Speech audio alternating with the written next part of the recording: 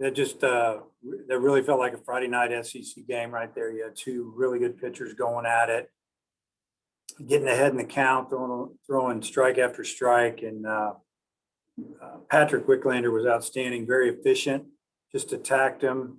They like to swing, and they swung, and a lot of fly balls, a few ground balls, and a few strikeouts mixed in, and some quick innings. And, he gave us, I don't know, 23 outs, somewhere in there, 20 some outs. I don't know. It was just great job getting us to Kevin Kopps there. Kevin obviously shut the door with, I think, 7 outs. So I thought their starter did a tremendous job as well. He's really talented, pitched great, kept us off balance through a lot of strikes, got some ground balls, and we finally got to him late. And just a great job by our team all the way around. Solid effort. Hodge? Dave, what's it been like watching Kevin from the dugout these last several outings? Well, it's, probably the same as everybody else. Just kind of wow almost sometimes. Just filling up the zone, balls moving all over the place, and it was slinging. I think he threw a fastball. I saw it 94 on the board once, 92, 93, cutter 87, sliders. It's been really impressive. And just the fact that he just keeps repeating it. He's on a good roll right now, and he's confident, and the team loves it when he's out there. And what was working for Wicklander tonight? And then he had a low pitch count, but was it just kind of like a third time through the order type of deal, and they were starting to get to him, or? Yeah, well, what was working for him was his fastball. He threw it 80%. He threw 67 pitches, and 80% of them were fastballs. It was the third time through.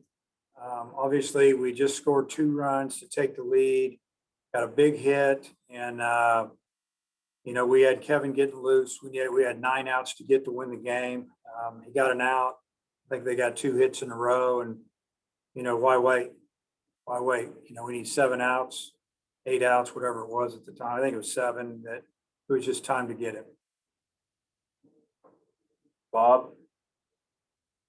Dave, Franklin was down 1-2 on that single, and it looked like Marceau hung a breaking ball to him.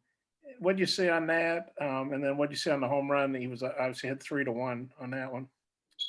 Yeah, he was down a 1-2 count. I think he fouled the pitch off, and then I don't know exactly what happened, but the pitch that he hit was a breaking ball that was left up in the zone. One of the few mistakes that he made all night, and at least with his breaking ball, and just a great job of Franklin just doing what you're supposed to do with an off-speed pitch, especially when you're down the count. Just hit it right back where it came from.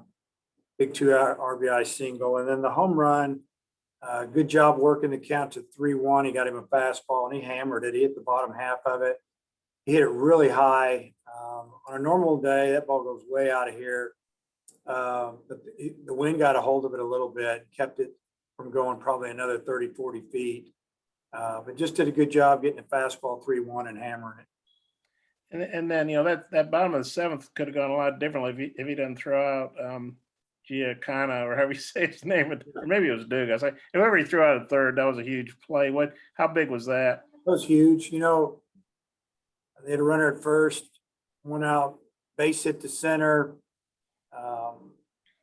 Runner decided to try to go to third, and we're sitting on a 2-run lead, and we're thinking he should probably just throw the ball to second base, but he charged it hard, made a perfect throw. Obviously, it changed the whole inning.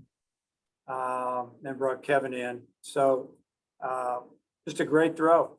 And if we don't get him out of third there, they got runners at second and third and 1 out. We would have definitely gone to Kevin. But what a day, what an inning he had. His last couple of at bats, he drives in 5 runs and then throws out a runner at third base. Pretty good finish for Franklin there. Yeah, I got a couple more. I'll turn it back to Oliver. Thanks. Randy? Dave, specifically talk what changes that Christian made at the plate. He's been kind of struggling as of late. Did you see anything that he was doing differently today than maybe in the past? I think he's really been conscious of trying to stay through the middle. Just kind of don't worry about pulling the ball, and he's been working hard in pregame with it. He hit the ball extremely well in our pregame batting practice. He's usually the first hitter in Group 1, and he starts us off. And it was really impressive. All the line drives he hit to right field, right center, and up the middle. And he took one round where he let a few go, and he hit a couple balls way out of the park. But for the most part, he just took some professional BPs, so to speak, and he took it to the game with him tonight. And talk about Brady's approach at the plate. He had a very key 2-run single that kind of helped in that big inning for your team.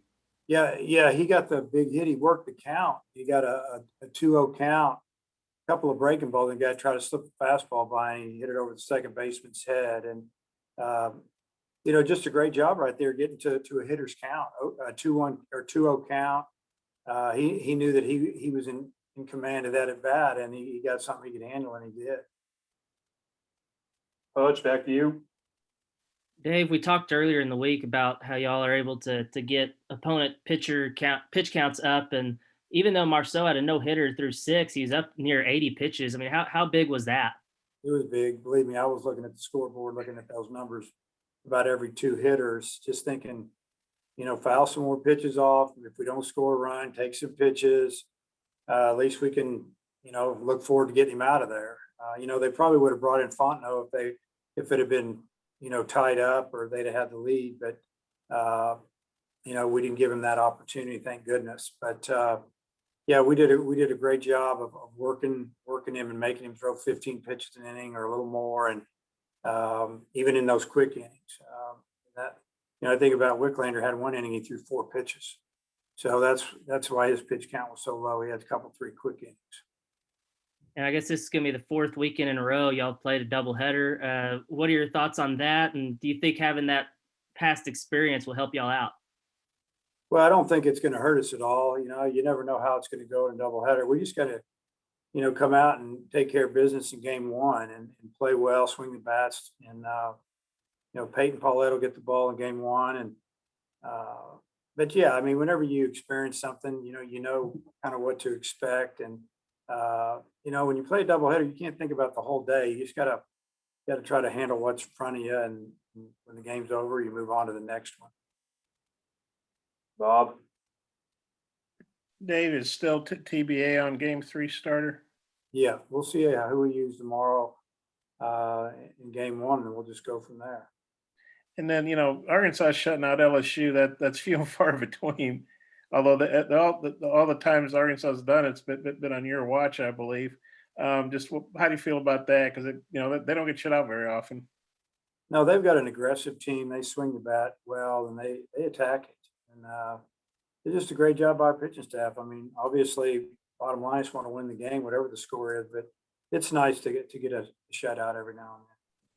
I think Cobb's threw 27 pitches, so I would assume he's good to go tomorrow.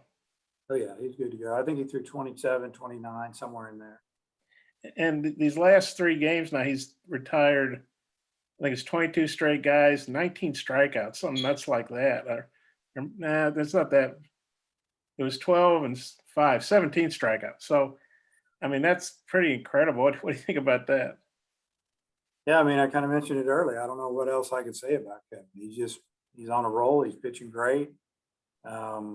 I've seen teams take pitches on him. I've seen him swing early, trying to get him before he gets ahead of him, and it hasn't worked yet. So, hopefully he'll keep doing what he's doing, and we got to take care of him. And but he didn't throw 30 pitches tonight. It's really humid, hot.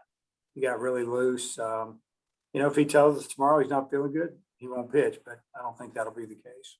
Yeah, well, see, there's some more good stuff you said about him. So you had more stuff to say. Okay, thanks. All right. Randy, anything else? Yeah, Dave, I was just kind of wondering, you talked last week at South Carolina. You saw the Gamecocks, they left the ballpark and y'all were left to stay at the ballpark. Have you kind of thought what maybe the routine will be tomorrow? Well, tomorrow should be a quicker turnaround unless the game is just really quick. I think that, you know, we start at 2, if we play a 3-hour game, obviously it's 5, and we're going to start at 6:30. We won't leave the ballpark. There's a little more room to hang out, bigger dugouts, a little area in the back. But yeah, we're not going to go anywhere. We'll just hang out, play ball. Yeah, you can make a quick run to McDonald's, maybe. I don't know about that. Seth, last thing coming from you. Yeah, Dave, Patrick Wicklander been good past 2 outings. Has he done anything different to continue like progressing? Yeah, I mean, the only thing that, and I've mentioned it a couple of times, because he's really been good about 3 or 4 times in a row now, in our opinion. He just really does a good job of repeating his delivery. He's throwing the fastball on both sides of the plate, and he's not walking anybody. And I do believe that he's healthy, and I think that's a big part of it. He's strong and healthy. All right, thanks for your time, Coach. Okay, see you guys. We've got Christian Franklin coming up here next.